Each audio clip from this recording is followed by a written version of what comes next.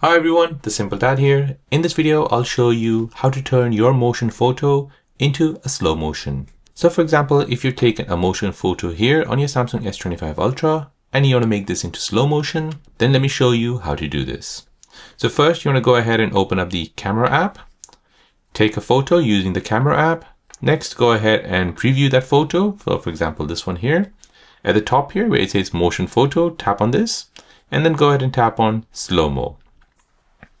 Now once you do this, this will play the video. However, at a crucial part, it'll basically slow it down. So there you go guys. That is how to turn your motion photo into a slow-mo video on your Samsung S25 Ultra.